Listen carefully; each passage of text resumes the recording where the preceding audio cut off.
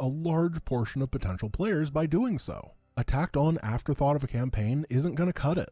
One more thing about audiences before we move on. There's a common misconception that the right RTS will grab all of the MOBA players and bring them back over from League or Dota. This idea stemmed from the fact that Defense of the Ancients started off as a custom game mode for Warcraft 3, and thus all early MOBA players were RTS players. But Warcraft 3 is almost 20 now. That doesn't apply to the modern MOBA player base. I polled about which genres RTS players tend to play, and MOBAs are behind RPGs, strategy games, FPSs, and sandbox games. If you feel like you need to bring in a different audience, you're better off catering towards Halo, Skyrim, and Kerbal Space Program players.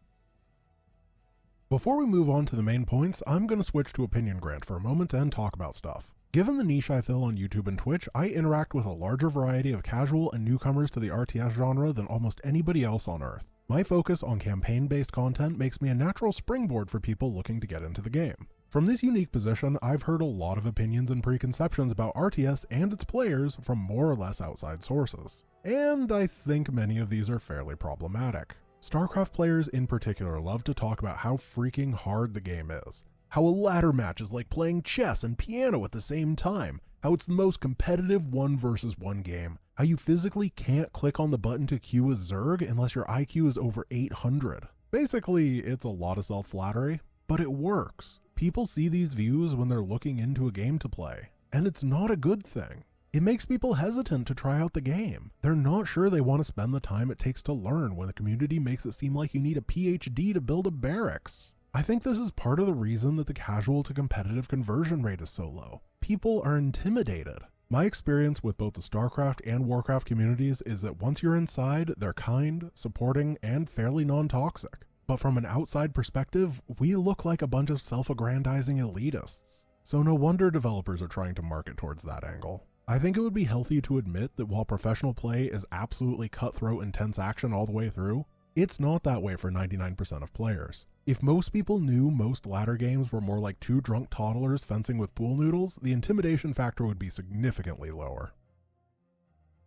So with all that out of the way, let's get to the core of this. What did old RTS have that was so successful that new RTSs are not doing? It's worth stating that this is not a blanket truth. Many RTS have released in the past that have crashed and burned in ways that make recent releases look successful. Instead, we're going to look at the common themes from the 3 biggest success stories. These being the Age of Empires and Mythology series, Command & Conquer, and the Blizzard RTSs. There are 3 pillars that these franchises had that allowed them to rise above and beyond and dominate the market for almost a decade. They are the engine, spectacle, and development tools.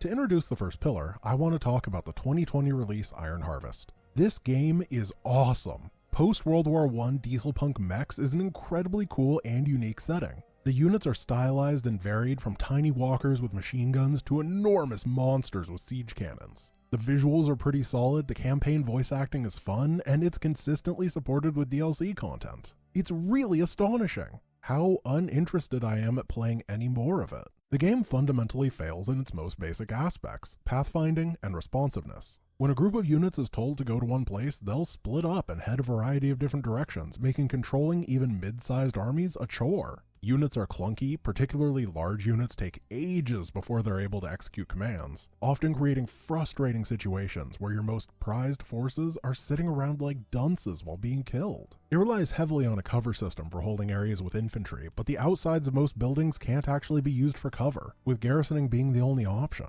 The enemy will select a unit of yours to kill, and if pulled back, the AI will charge their most expensive units through your entire army to reach it. I want to like Iron Harvest, I really do, but I just can't. The game fundamentally feels bad to play. Many times when you lose, it's not because the enemy out-tacticked or overpowered you, it's because you're fighting a 2v1 against the opponent and the game's controls. It's worth stating that some games in the past feel like that. StarCraft 1 doesn't feel good to play these days, but it was an upgrade from previous titles like Age of Empires, and then Age of Empires 2 was an upgrade from StarCraft, Red Alert was an upgrade from both, and that repeats over and over, each release being slightly better than the rest until StarCraft 2, where no other modern RTS has matched the pathing or the controls. RTS is a genre where you're going to have to spend significantly more time on the fundamentals. Gorgeous aesthetics mean nothing if the player is focusing all of their attention on trying to get the unit to move properly. Incredible sound design for attacks is worthless if units can't find their way to the battlefield. In games like shooters, the technical investment is far lower. Engines come with pre-provided tools and developers have a firm understanding of the genre by now.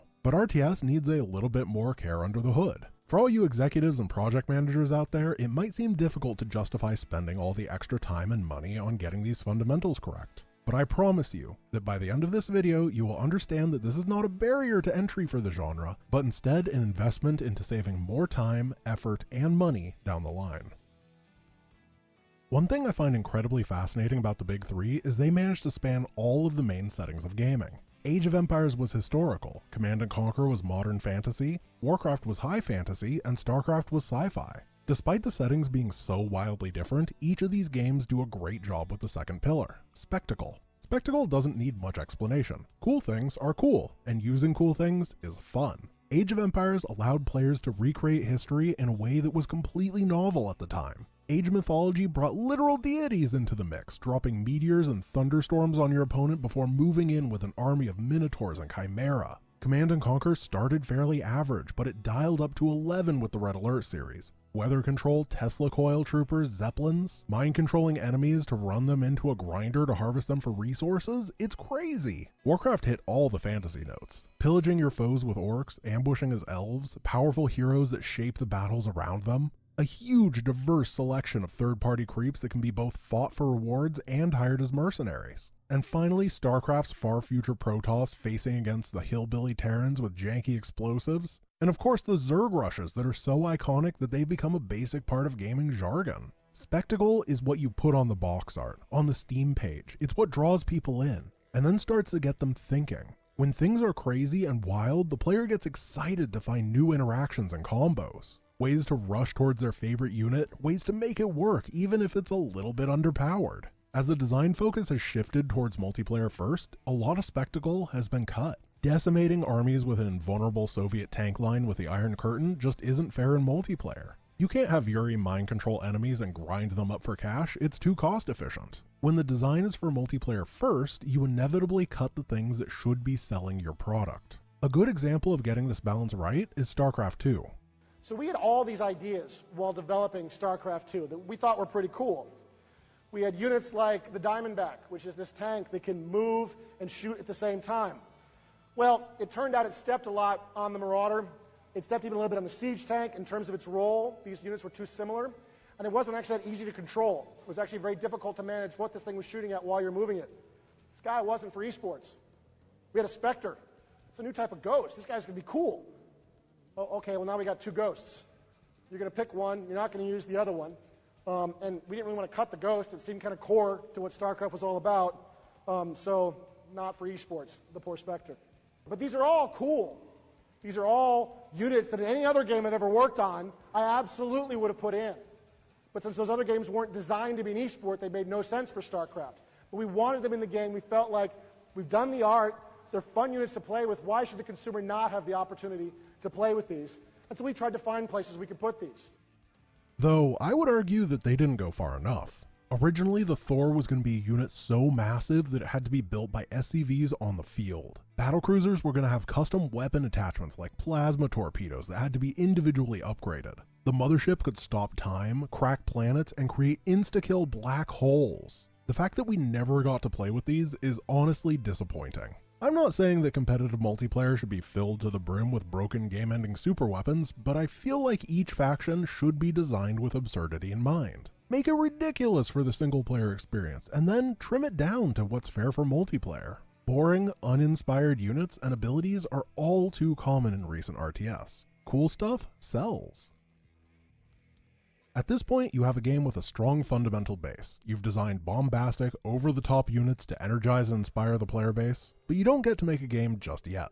Now is the time to put effort into making a great editor. Not just a good editor, a great editor. This is the final pillar of successful RTS. The terrain, mission scripting, triggers, cutscenes, and even the AI should all be created inside of the modules of this editor. It is the Swiss Army knife that creates every piece of the game that the player interacts with. We all know the gaming scene has changed in the last 20 years. You can no longer get away with launching a product, a year later popping out an expansion, and calling it a day. Games as a service is the new normal. The new goal is the constant progressive creation and distribution of content in a game so that the players will continue to stick around. A powerful editor allows developers to create that content at a rapid pace. Take Age of Empires 2 for instance. The game initially launched with 5 campaigns, and as time went on, due to having a well-designed editor, campaigns have continued to be made and sold. As of writing this, the game has a staggering 33 available campaigns with almost 250 missions. This is an incredible amount of content to be pushing out,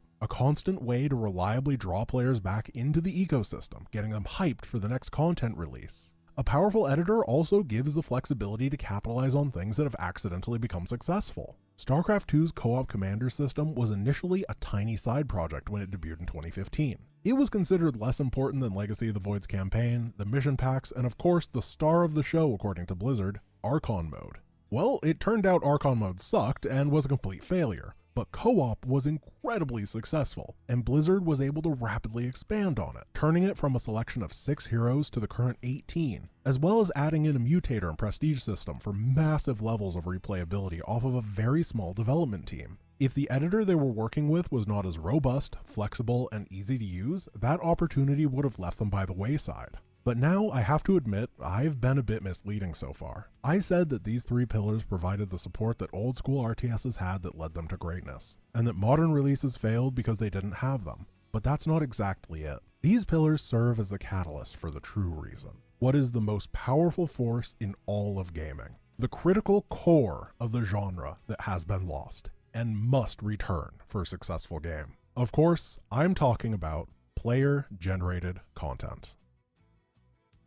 ModDB is a website for modding games, with a focus on older titles. It's not as big as places like the Steam Workshop or Nexus Mods, but it's been around for a while. Slightly more recent games like Minecraft have 2 million mod downloads there, while some of the bigger titles from the old days like Half-Life and GTA San Andreas have almost 9 million mod downloads. That is a lot, but it's also unsurprising. GTA and Half-Life are not just big brands, they're cultural juggernauts in gaming. What is surprising is that both of these are dwarfed by Medieval 2 Total War's 11 million downloads and Command & Conquer General's 13 million. But why? These are both good games, but neither are iconic pieces of gaming history.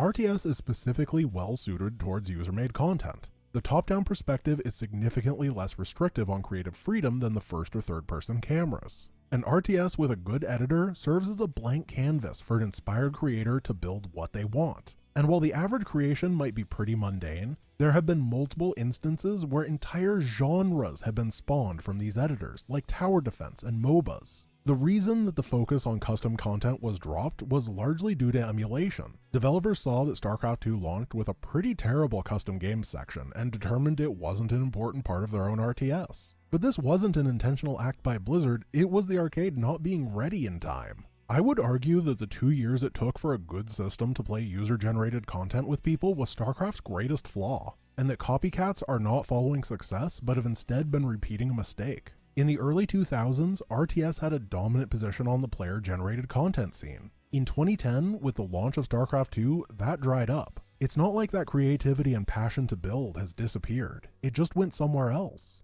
Because 1 year later, in 2011, Minecraft launched. And if you ask anybody aged 12 to 22, they can firmly tell you that while Minecraft was fun on its own, the best part was the mods. There was an absurd selection of unique game modes that captivated not just audiences, but also viewers, launching countless careers of Minecraft YouTubers who explored, highlighted, and played through these. The players were given a powerful tool to create, and proceeded to do not only that, but also organically market those creations to both each other as well as the wider world, with minimal developer input. This has proven to work not only in Minecraft, but in other games as well. Skyrim is famous for its insane levels of moddability, and it just so happens to be the best-selling RPG ever if you don't include Pokemon. The best-selling Halo game is Halo 3, which just so happened to be the one that includes the Forge, which was by far the best way to create and share custom games in a shooter at the time. Kerbal Space Program spent the majority of its life as a bare-bones spaceship simulator brought to life by the easy-to-use CCAN mod manager.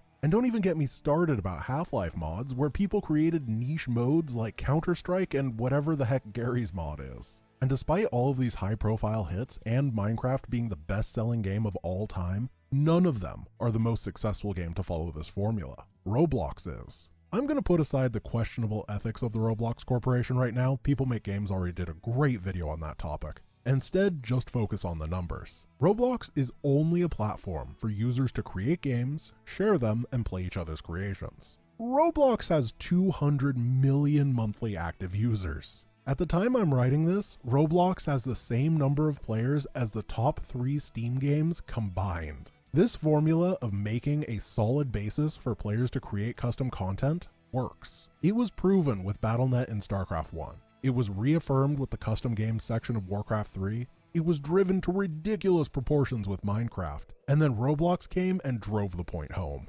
RTS is a great platform for making this content. This content is immensely popular. The RTS player base skews towards older gamers. And right now, there is a large number of now older gamers who grew up with Minecraft. The math makes sense.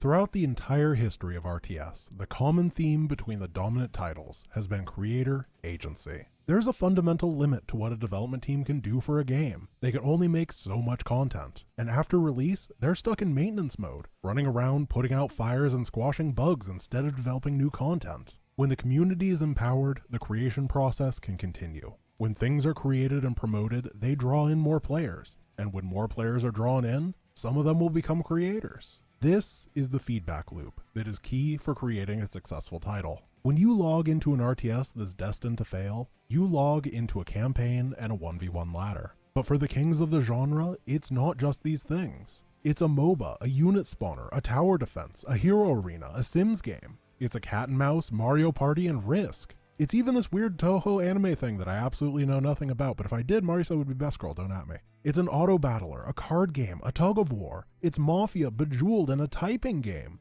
It's a freaking MMO shooter. It's a way to be competitive and a way to play with your friends. None of these things were made by the developers, but all of them were made possible because of the developer. The reason that the next RTS will fail is a fundamental misunderstanding of what the S in RTS stands for. The first developer who understands that the S is not strategy, but instead stands for sandbox, will be the new king of the playground. Thanks for watching. If you want to see for yourself some of the amazing work of the StarCraft 2 modding community, check out my daily uploads channel, Giant Grant Games Archives. I'm currently playing through Legacy of the Tal'Darim, a fun mod where you play through Legacy of the Void as a custom Tal'Darim faction, with both co-op units and a host of new awesome ones. I'm also starting the UED AI project, whose goal is to turn the brain-dead StarCraft 1 AI into an intelligent monster. And on Twitch for the next couple weekends, I'll be playing through the 7-player Wings of Liberty mod with random viewers. It's going to be the most chaotic, best, worst thing I have ever played. If you're interested, I hope you can check it out. And either way, I appreciate you taking the time out of your day to be here, and I hope the rest of your day is wonderful. Peace. All right, so Grant made a video a couple of days ago. No, actually, literally yesterday, called "The Next Major RTS Will Fail, and This Is Why." I think a lot of people had this video in their recommended page, because it's got a lot of views in a very short amount of time, which is awesome. Anyways, I haven't seen this yet.